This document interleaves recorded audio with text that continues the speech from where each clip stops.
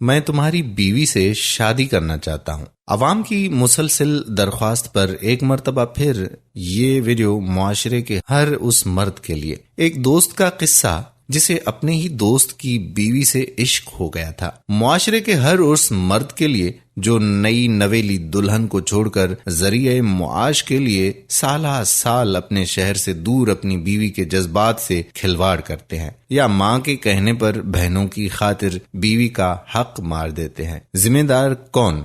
आज की ये वीडियो आखिर तक जरूर देखिएगा और उसके बाद अपने कमेंट्स तहरीर जरूर कीजिएगा कि आज की वीडियो आपको कैसी लगी। लेकिन इससे पहले आपसे एक गुजारिश कि आप हमारे YouTube चैनल राहे हयात को सब्सक्राइब करें और राहे हयात फेसबुक पेज को लाइक करें। रियाज में रहते हुए काफी अरसा ऐसा गुजरा जब होटल में खाना खाया करता था। जाहिर है पकाना आता नहीं, इसलिए होटल पर ही गुजारा करना पड़ता था, मगर खाने की मेज पर तन्हा बैठते हुए एक निवाला भी हल्क से उतारना गोया जहर खाने के बराबर लगता था। चुनाचे अपनी मेज से उठकर किसी और मेज पर तन्हा बैठे शख्स के पास पहुंच जाता।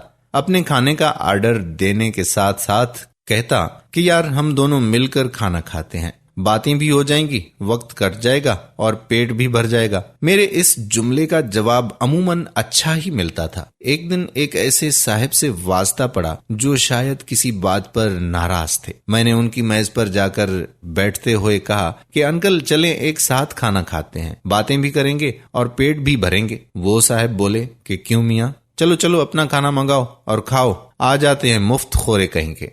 उनकी आवाज इतनी बुलंद थी कि पूरा होटल समझा कि वाकई मैं उससे मुफ्त खाना खिलाने की दरख्वास्त कर रहा हूँ। मैंने वजाहत की कि चाचा खाना मैं अपने पैसों से मंगवाऊंगा, बस आपके साथ बैठूंगा तो वक्त कट जाएगा। खैर वो नहीं माने और मैं अक्सर की तरह इस दिन भी खाना खाए बगैर मेज से उठ गया। रात को बिस्किट खाए और सो गया। दयारे गैर में भूखे सोना कोई हैरत की बात नहीं, अक्सर ही ऐसा होता है। ऐसी ही एक रात खाना खाने निकला तो मेज पर बैठे एक नौजवान से इन्हीं जुमलों के साथ तारुफ हो गया। वो बहुत खुश मिजाज और दिल का बड़ा नौजवान था। मैं यहाँ उस नौजवान को नौफिल के नाम से मुतारिफ करवाऊंगा। नौफिल की उम्र यही कोई 26-27 साल होगी। एक दूसरे के बारे में बातें शुरू हुई तो मालूम हुआ कि नौफिल की शादी 4 साल पहले हो गई थी, मगर वो शादी के 1 माह के बाद ही रियाज आ गया था। यहाँ के मसाइल और घरेलू जिम्मेदारियों की वजह से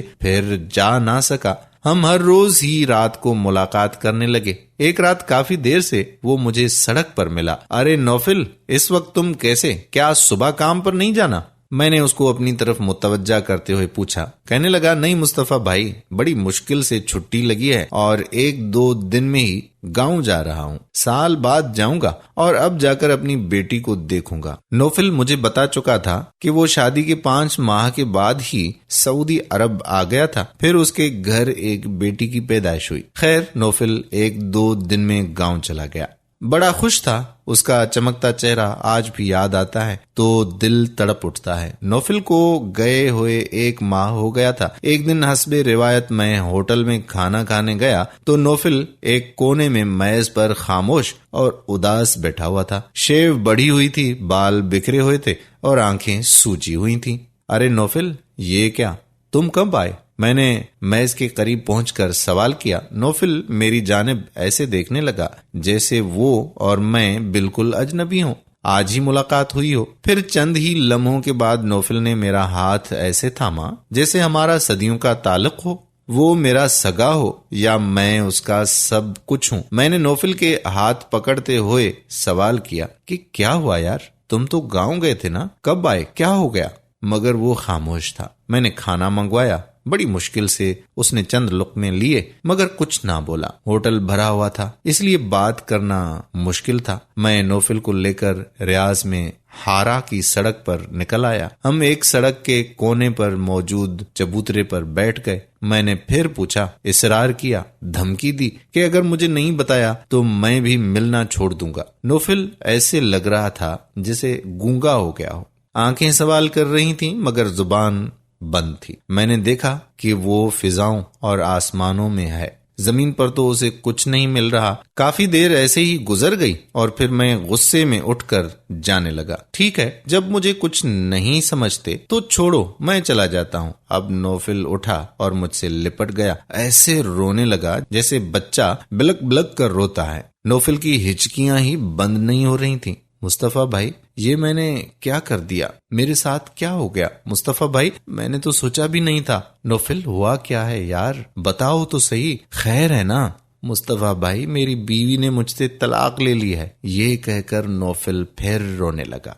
मुस्तफा भाई, मेरा कसूर है, मैंने उसके साथ गलत किया। वो पढ़ी लिखी थी, कोई देहातन नहीं थी, मैंने गलत किया। आप जानते हैं, मैं शादी के 1 माह बाद ही सऊदी अरब आ गया था। मेरी बीवी रोज कहती थी कि वापस आ जाओ, रूखी सूखी खा लेंगे मगर साथ रहेंगे। मगर मैं अपना घर बनाने की धुन में था। बस यार, इतना कमा लूं कि घर बना लूं। माँ कहती थी कि बहनों की शादी के लिए जमा कर लो। वक्त गुजरता गया, मेरी बेटी भी पैदा हो गई। नौफिल ने कहा कि मेरे बचपन का दोस्त था अरशद, हम दोनों एक ही मोहल्ले में पले बड़े थे। मेरे घर में कोई भी काम होता, मैं अपने दोस्त अरशद को फोन कर देता कि तेरी भाभी ये कह रही थी, जरा ये तो काम कर दे। यूं उससे मैं किसी ना किसी काम के लिए अक्सर अपने घर जाने का कहता था। अरशद रोज ही घर चला जाता था। अम्मी और बहनें भी उसे जानती थीं, मगर यहाँ से जाने का कभी इरादा करता तो अम्मी मुझे बहनों की शादी और घर के मसाइल बता देती और फिर मैं रुक जाता। मेरी बेटी अब माशाल्लाह 4 साल की हो गई है। मैं इस मर्तबा अपने गाँव गया, मगर वहां तो सब कुछ ही बदल चुका था।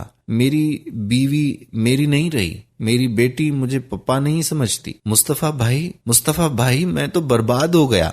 मैंने हौसला दिया कि पूरी बात करो, फिर क्या हुआ? उसने कहा कि मैं घर गया तो मुझे पहले ही दिन महसूस हो गया कि मेरी बीवी मेरे आने से खुश नहीं है। मेरी बेटी तो मुझे जानती ही नहीं थी, उससे सिर्फ फोन पर या स्काइप पर ही बात होती थी। अगले दिन अरशद आया तो मेरी बेटी पप्पा पप्पा कहते हुए उससे जा लिपटी।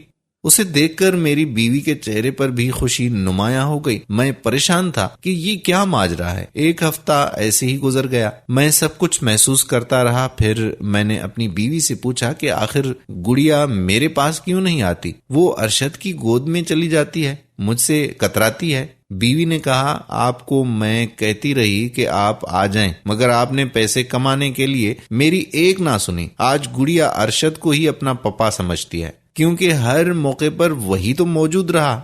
उसने गुड़िया की फरमाइश पूरी की। न जाने आप ये क्यों नहीं समझ पाए कि पैसा ही सब कुछ नहीं होता। आज आपका दोस्त अरशद मुकम्मल तौर पर हमारे घर में आ चुका है और इसी घर का एक फर्द हो गया है। तो क्या मतलब, मेरी कोई औकात नहीं? मैंने सवाल किया तो बीवी ने कहा कि इसमें मेरा कसूर नहीं। आप शादी के 1 माह बाद ही चले गए थे, आज 5 साल बाद आए हैं। इस अरसे में अरशद ही वो शख्स था जिसने हम माँ बेटी का हर तरह ख्याल रखा। आज हम दोनों में ज़हनी हम आहंगी है और हम एक साथ रहने का फैसला कर चुके हैं। मैं ये सुनकर सकते में आ गया। मैंने कहा कि तुम जानते हो तुम क्या कह रहे हो? मैंने चीखते हुए पूछा कि बीवी ने कहा, हाँ मैं जानती हूँ, मगर मैं मजबूर हूँ। मैं अब आपके साथ नहीं रह सकती। मेरे दिल में अब आपके लिए कोई जगह नहीं है। अरशद भी यही चाहते हैं, आप मुझे छोड़ दें ताकि हम नई जिंदगी शुरू कर सकें। मैं सीधा अरशद के पास गया और पूछा कि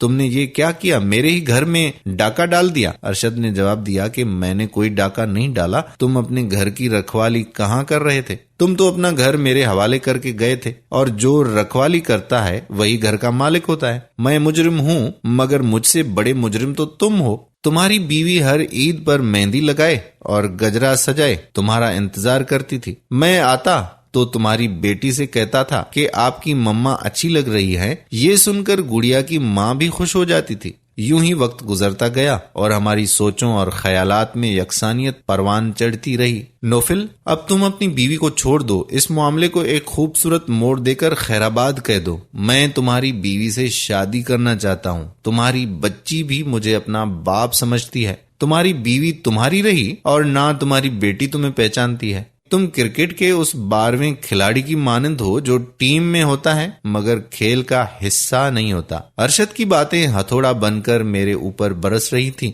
उसने कहा कि मुस्तफा भाई, निहायत तल्ख रहा ये सफर मेरा।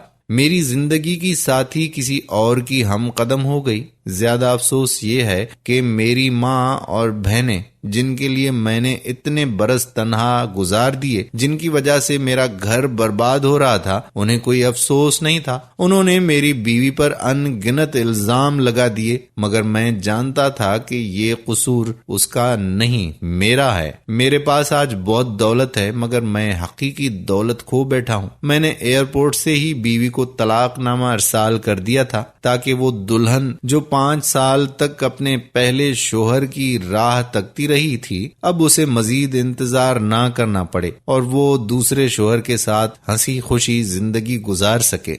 ये कहकर नौफिल फिर खामोश हो गया। हारा की सड़क पर रात के 2 बजे सनसनाती गाड़ियां मुझे खौफज़दा कर रही थी। नौफिल के अंदर से उठने वाला शोर तन्हाई में मजीद इजाफा कर रहा था। मेरे पास नौफिल के लिए कोई अल्फाज नहीं थे। मैं उसे घर जाने की तलकीन करते हुए वापस अपने कमरे में आ गया। उस दिन के बाद नौफिल नजर नहीं आया। फिर कई माह बाद होटल से ही मालूम हुआ कि नौफिल अब दुनिया में नहीं रहा। न जाने इस कहानी में नौफिल कसूरवार था, उसकी बीवी गुनहगार थी, या अम्मी और बहनों ने अपनी ख्वाहिशात के लिए एक घर बर्बाद कर दिया था।